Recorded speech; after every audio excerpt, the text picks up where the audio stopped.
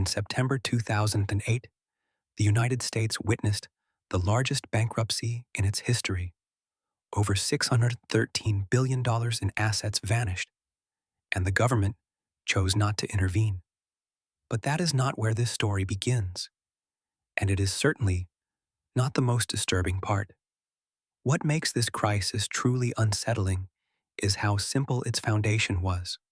Once you understand the mechanism behind it, you may never look at the financial system or banks the same way again. This was not a failure of mathematics. The models worked exactly as designed.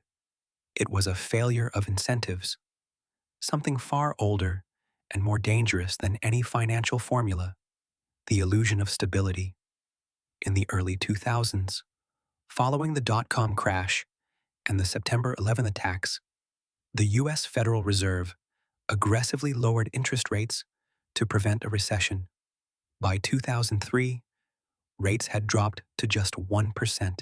In practical terms, money had become extremely cheap, and when borrowing becomes easy, demand surges, especially in housing. For decades, home prices in the United States had risen steadily, not dramatically, not suspiciously, just consistently.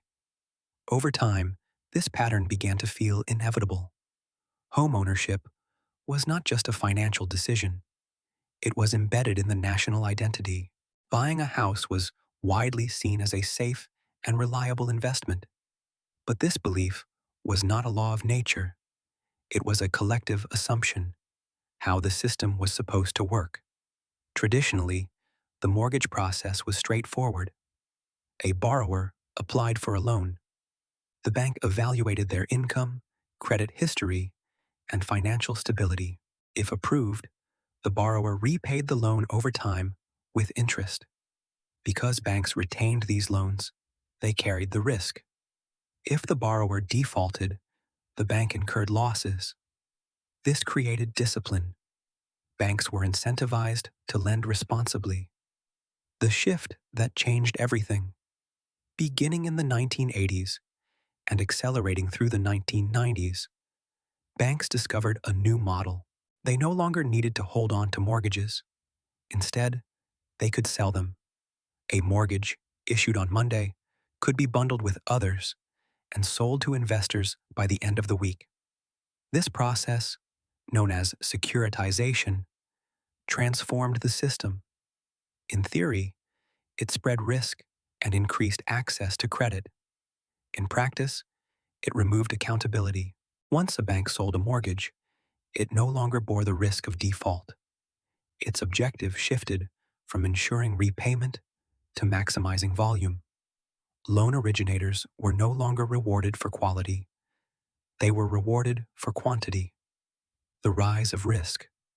By the mid-2000s, lending standards had deteriorated significantly. Subprime mortgages, loans issued to borrowers with weak credit profiles, became widespread.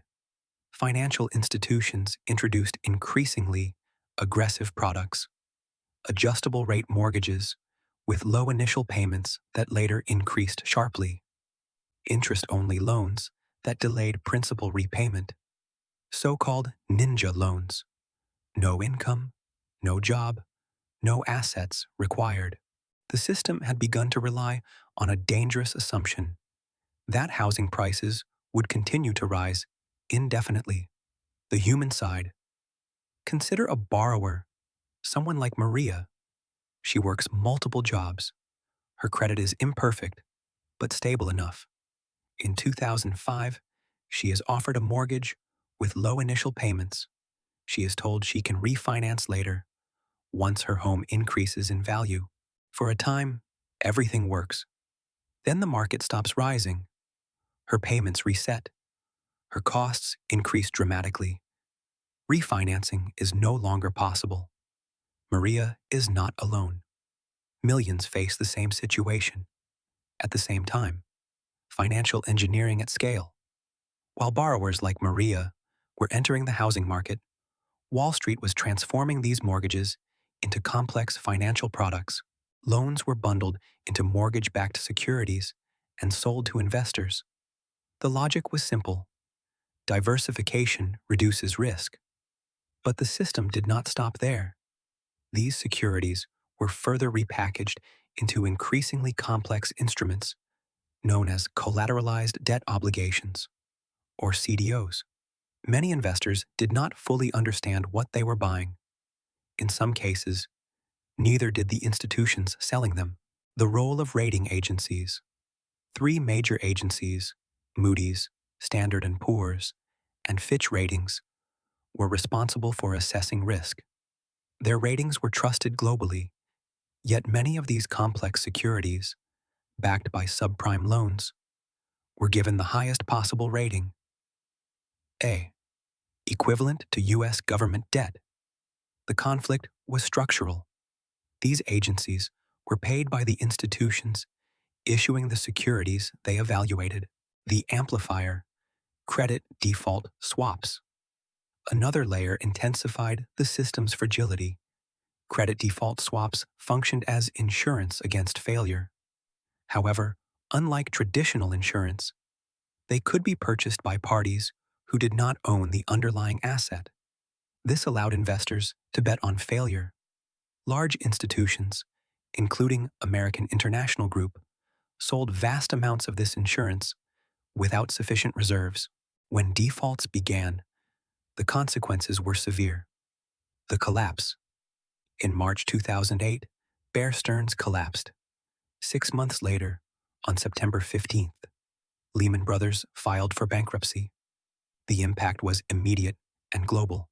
Financial institutions stopped lending to one another. Liquidity disappeared. Confidence collapsed. The global economy entered a severe crisis. The aftermath. The consequences were staggering. Approximately 8 million jobs lost in the United States. Around 6 million homes foreclosed. An estimated $22 trillion in global economic damage. Governments intervened with unprecedented measures. Banks were stabilized. Markets were supported. Within a year, major financial institutions returned to profitability. Within 2 years, executive bonuses reached record levels. Meanwhile, ordinary households faced lasting financial hardship. The core reality. Official investigations later concluded that the crisis was avoidable.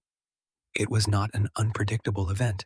It was the result of systemic failures, incentives that rewarded risk-taking without accountability, regulatory gaps, conflicts of interest, and a level of complexity that obscured responsibility. In many cases, the risks were understood, but they were ignored. Final reflection. The most important question is not whether such a crisis could happen again. It is simpler and more fundamental. Who does the financial system ultimately serve? Because when the interests of the system conflict with the interests of the public, the outcome of 2008 suggests a clear answer. The system protects itself, and the cost is carried elsewhere.